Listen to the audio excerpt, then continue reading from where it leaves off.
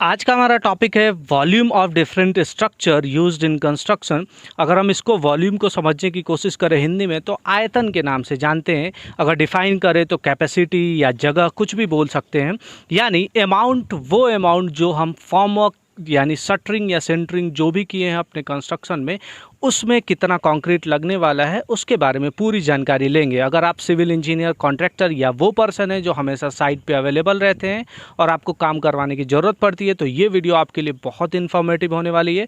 Hello everyone, मैं हूं अली नवाज खान। स्वागत है आप सबका इस चैनल में। Here we discuss about volume of different structure used in construction. बहुत इंपॉर्टेंट टॉपिक है, तो बने रहिए, अंत तक फुल डिटेल में बात करेंगे। उससे पहले अगर आप नए हैं चैनल पे तो चैनल को सब्सक्राइब कर बेल आइकन को दबा दे ताकि आने वाले सभी वीडियोस के अपडेट आपको टाइम टू टाइम मिलते रहें। तो चलिए शुरू करते हैं। फर्स्ट ऑफ ऑल, वॉल्यूम को समझने से पहले हम क्या समझ लेते हैं, कुछ बेसिक शेप्स को देख लेते हैं जो जिसकी हम एरिया से हम फिर वॉल्यूम को निकालने के बारे में हम समझेंगे। तो एरिया को सबसे पहले हम समझते हैं। तो एरिया होता क्या है, वो हम उसको हम क्या बोल देते हैं, क्षेत्र बोल देते हैं। यानी वो अमाउंट जो 2D के इनक्लोज होता है। 2D सरफेस कैसा, जैसे ये पूरा 2D सरफेस है जिसमें सिर्फ x और y हो, उसी को हम क्या बोल देते हैं, 2D बोल देते हैं। इसी के इनक्लोज्ड जो क्षेत्र हो यानी स्पेस हो, उसी को हम क्या बोल देते हैं, एरिया बोल देते हैं। तो कुछ बेसिक शेप्स को समझेंगे। जैसे बेसिक शेप्स हमारे कुछ ऐसे हैं।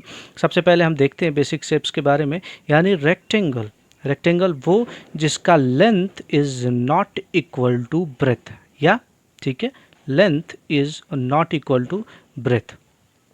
ठीक है। दूसरा अगर हम समझने की कोशिश करें तो वो क्या होता है, स्क्वायर होता है। यानी जिसका length is equal to breadth. Shapes पे मत जाइएगा कि मैं कैसा बना रहा हूँ कैसा नहीं बना रहा हूँ, ये स्पेशल केस है इसी रेक्टेंगल का। तीसरे अगर हम स्ट्रक्चर को समझे तो वो हमारा होता है कुछ सर्किल, जिसका हम रेडियस मान के चलते हैं। जो सेंटर से दूरी होती है यानी रेडियस इसका पूरा बराबर होता है। इसका डाया इज इक्वल टू होता है 2r। ठीक है। चौथे स्ट्रक्चर को हम समझे तो वो स्ट्रक्चर कौन सा होता है, ट्राइएंगल। ट्राइएंगल जिसका ये हाइट, बेस और इसको हाइपोटेन्यूज भी बोलते हैं। ठीक है। तो इसको लेंथ भी बोल सकते हैं। तो इसका एरिया निकल के आता है। एरिया को अभी हम देखेंगे, छोड़ते हैं। पांचवें बेस को हम देखें, बेसिक स्ट्रक्चर को, तो वो कुछ ऐसा होता है, उसको हम बोलते हैं ट्रापेजियम। ट्रापेजियम जो क्या होते हैं, दो तो उसके पैरेलल साइड होते हैं, जैसे ये पैरेलल साइड है, बाकी दो उसके पैरेलल साइड नहीं होते हैं। ठीक है। अगर पांचों के एरिया के बारे में, अब आप सोचेंगे कि यही पांचों के बारे में मैं क्यों बात कर रहा हूँ, तो कंस्ट्रक्शन साइट पे जितने भी आपको वॉल्यूम निकालने को मिलेंगे इसी के इर्द गिर्द घूमते हुए आपको मिलेंगे। अगर हम इसका एरिया की बात करें, सबका हम एरिया लिख रहे हैं, ठीक है। एरिया की बात करें तो यही रेक्टेंगल का एरिया क्या हो जाता है, लेंथ इनटू ब्रेथ। ठीक है। अगर स्क्वायर की बात करें तो स्क्वायर का एरिया हो जाता है, साइड स्क्वायर लिख दो या लेंथ इनटू लेंथ लिख दो, क्योंकि दोनों बराबर है तो कोई फ़र्क नहीं पड़ने वाला है। इसके एरिया की बात करें सर्किल का तो इसका होता है पाई आर स्क्वायर। अगर हम ट्राइंगल की बात करें तो उसका होता है half into base into height. अगर हम ट्रापेजियम की बात करें तो इसका होता है half into sum of two parallel side. वो पैरेलल साइड कौन से हैं, अगर हम इसको ए मान ले, इसको हम ए मान ले, इसको बी मान ले, यही तो पैरेलल साइड है। बाकी ये दोनों क्या है, नॉन पैरेलल है। ठीक है। तो ए और बी ये दोनों साइड हो गए। ठीक है। Half into sum of two parallel side into height, यही क्या हो जाते हैं आपके 2D में, यानी एरिया हो जाता है। इसी को तो 2D है। क्यों 2D है, इसके जितने भी यूनिट आएंगे ना, सब यूनिट स्क्वायर आएंगे। अब यूनिट जो भी रख लो आप, या तो मीटर में रख लो, सेंटीमीटर में रख लो, फिट में रख लो, सब feet square, metre square, centimetre square, inches square इसी में आएंगे। ठीक है। तो ये यूनिट स्क्वायर में आता है, इसको हम स्क्वायर यूनिट भी बोल देते हैं।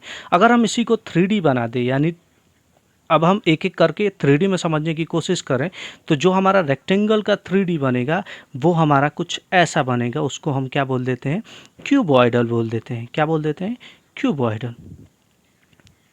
क्यूबॉइडल बोल देते हैं। अगर वहीं हम स्क्वायर का 3D बनाने की कोशिश करें तो वो कुछ बनेगा क्यूब।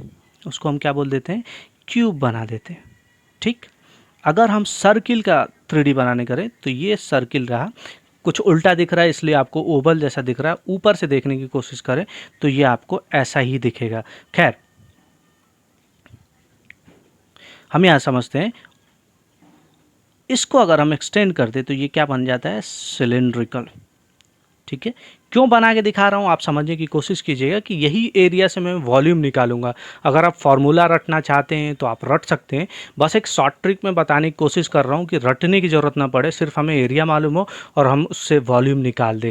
ठीक है, इसी रेक्टेंगल को अगर हम 3D में बनाना चाहें तो इसका 3D एक तरीके से कुछ ऐसा बनेगा कि इसके लेंथ को हम एक्सटेंड कर दें तो ये कुछ 3D में ऐसा फॉर्म ले लेगा जैसा वो चीज़ वगैरह होता है ना, देखा है। ठीक है, फिर अगर इसी ट्रेपेजियम को 3D में बनाने की कोशिश करें तो इसके लेंथ को हम एक्सटेंड कर देंगे तो ये क्या हो जाएगा, 3D में बन जाएगा, यही सॉलिड 3D ट्रेपेजियम हो जाएगा। ठीक है, अब इसके अलग अलग नाम हो सकते हैं आपके हिसाब से।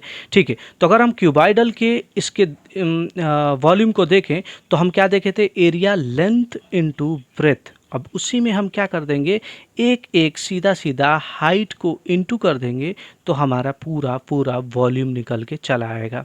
वैसे ही क्यूब के साथ होता है length into breadth into height, हालांकि इसमें तीनों बराबर होते हैं तो ये हमारा क्या निकल के आता है, length into length into length, तो ये क्या हो जाता है, एक तरीके से साइड क्यूब। अगर आपने फॉर्मूला में बहुत जगह सुना होगा, इसी साइड को अगर हम ए से डिनोट कर दें तो ए क्यूब आप सुन लेते हो, एक्स से डिनोट कर दो तो एक्स क्यूब सुन लेते हैं, वो जगह जगह की बात है। हमने सिलेंडर का क्या देखा था, ये है सर्किल, तो सर्किल का हमारा एरिया क्या होता है, पाई आर स्क्वायर। इसी में ये हाइट है, ये इसका हाइट है, ये हाइट है, इसी हाइट को इंटू कर देंगे तो ये इसका क्या हो जाएगा, वॉल्यूम निकल आएगा। ठीक है, वैसे ही इसके साथ होगा, इसका क्या था, half into base into height, यही था ना इसका ये एरिया। अब इसमें हम ये जाने वाले लेंथ को हम क्या इंटू कर देंगे तो ये क्या हो जाएगा, यानी थर्ड पैरामीटर, हमेशा थर्ड पैरामीटर को इंटू करेंगे तो हमें वॉल्यूम निकल के आ जाएगा।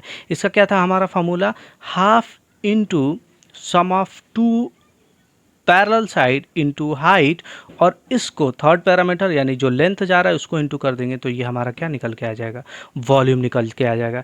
यहाँ से हम चाहे जितने डिफ़िकल्ट हमारे पास स्ट्रक्चर चले आएँ, इन्हीं सारे के आसपास हमें घूमता हुआ दिखेगा। अब यही क्यों बताया है, अगर आपको और भी एरिया और वॉल्यूम के बारे में जानना है तो आप प्लीज़ बेसिक को रेफ़र कर सकते हैं, लेकिन आपको कंस्ट्रक्शन पे इससे ज़्यादा और स्ट्रक्चर नहीं मिलने वाले।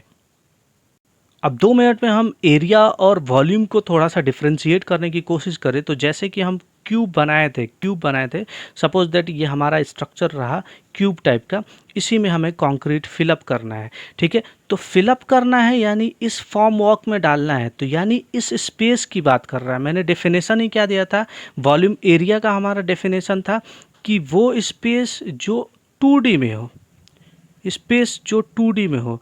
वॉल्यूम का क्या दिया था, वो स्पेस जो 3D में हो, उसी को तो क्वांटिटी या स्पेस बोल देते थे, यानी जगह बोल देते थे। ये 3D में हो उसको हम स्पेस बोल देते थे, तो ये वॉल्यूम था। तो कितना कंक्रीट आएगा, इसलिए हम क्या लगाते हैं, वॉल्यूम निकालते हैं। इसलिए जो भी आपने अगर सुना होगा तो हम किस में निकालते हैं, एम क्यूब में निकालते हैं। किस में निकालते हैं, एम क्यूब में, यानी कितना एम क्यूब कॉन्क्रीट चाहिए, इसी को हम क्यूमिक भी बोल देते हैं। अगर साइड पे आप एक गलत एब्रीवेशन सुनेंगे तो लोग सीएम सीएम चिल्लाते रहते हैं। सीएम का मतलब होता है सेंटीमीटर, इसी को लोग एब्रीवेट कर देते हैं और सीएम सीएम कहते रहते हैं, जो बिल्कुल गलत है। ये क्यूमिक हम बोलते हैं या मीटर क्यूब हम बोलते हैं। ठीक है, एरिया की बात करें, यानी इसी अगर सरफेस को हमें पेंट करने की ज़रूरत पड़ जाए तो वो क्या हो जाता है, इसका एरिया हो जाता है।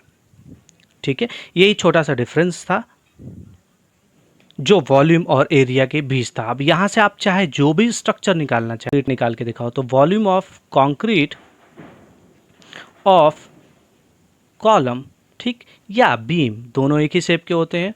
वह तो क्यूबॉइडल होगा या तो उसका फेस कैसा होगा हम ये पहले डिसाइड कर लें, या तो स्क्वायर होगा या तो रेक्टेंगल होगा, यही होगा ना। इसी को हम लेंथ कर दें तो ये क्या बन जाता है, ये बीम बन जाता है ये।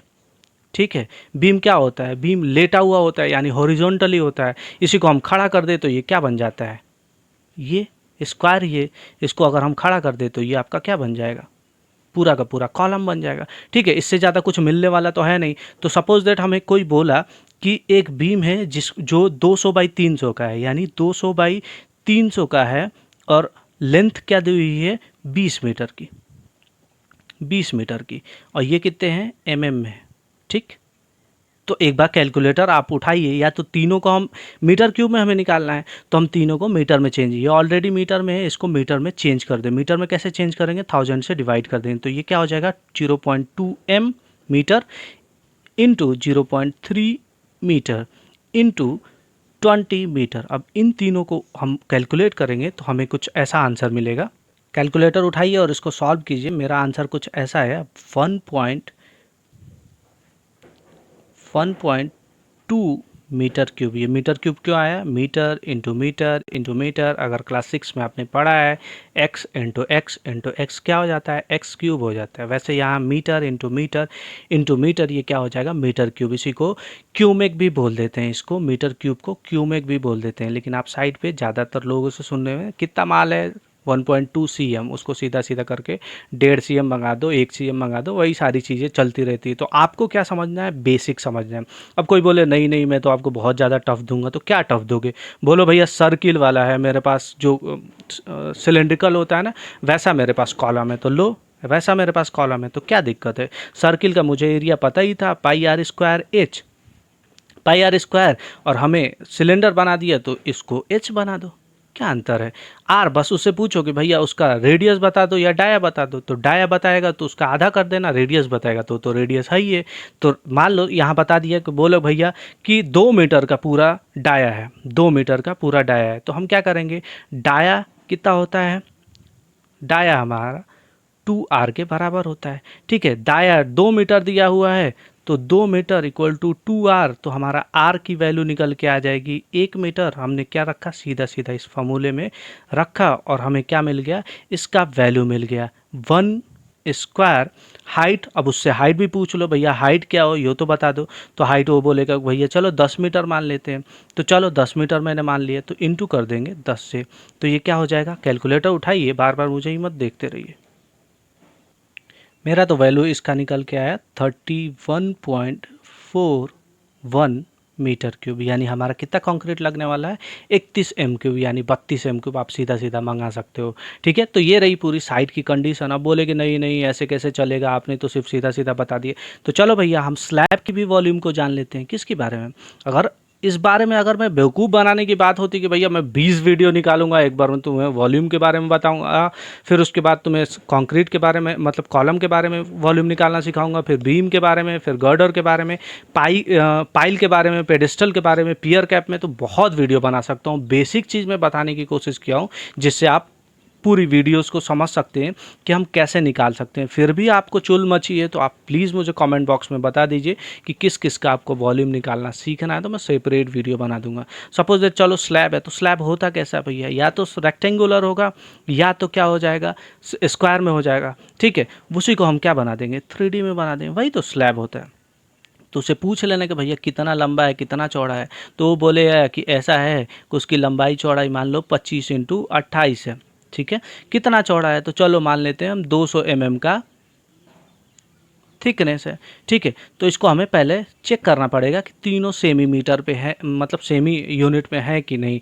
तो तीनों अगर सेम यूनिट में नहीं तो हमें चेंज करना पड़ेगा। यहाँ मीटर दिखा, यहाँ मीटर दिखा, यहाँ mm दिखा, तो हमें इसको पहले मीटर में लाना होगा, यानी ये इसको हम 1000 से डिवाइड करेंगे तो ये क्या हो जाएगा 0.2। तो हमें चेंज करके लाना पड़ा, तो हमें क्या करना पड़ेगा 25 इंटू 28 इंटू 0.2। अब इन तीनों को मल्टीप्लाई करो, कैलकुलेटर उठाओ और मल्टीप्लाई करके बताओ इसका क्या आंसर होगा। अगर इसको सॉल्व करेंगे तो आपका आंसर जो निकल के आएगा वो निकल के आएगा 125 एम क्यूब। ठीक है, तो इससे आप चाहे किसी भी चीज़ का निकाल सकते हो, गर्डर का निकाल सकते हो, पाइल का निकाल सकते हो, स्टेयर्स का निकाल सकते हो, रिटेनिंग वॉल हो गया, अबटमेंट वॉल हो गया, ब्रिक वर्क हो रहा है, एक्सवेशन हो रहा है, किसी भी चीज़ का आप पूरी वीडियोस को समझ के अगर फिर भी आपको सेपरेट वीडियो चाहिए, चुल मची है, तो आप प्लीज़ कमेंट बॉक्स में बताइए कि भैया अलग अलग मुझे बताइए, ऐसे नहीं चलेगा कि आप कुछ भी बताया और निकल लिए। तो आप प्लीज़ कमेंट बॉक्स में मेंशन करना ज़रूर भूलना नहीं है, मेंशन ज़रूर करना है कि आप बताइए क्या होता है क्या नहीं होता है। सबकी सेपरेट वीडियो चाहिए, ऐसे ज़बरदस्ती का चुल मचा के नहीं जाना है। ठीक है यार, यहीं तक था वीडियो। वीडियो अगर आपको अच्छा लगा तो प्लीज़ लाइक कीजिए, कमेंट कीजिए और अपने दोस्तों में शेयर करना ना भूलें। और हाँ, चैनल को सब्सक्राइब करना ना भूलना। सब्सक्राइब नहीं करते हो ना बेल आइकन दबाते हो। हम मिलते रहेंगे हर थर्सडे और मंडे शाम 6 बजे। तब तक अपना ध्यान रखो यार, और अपनों का ध्यान रखो। Be consistent and motivated. जय हिंद।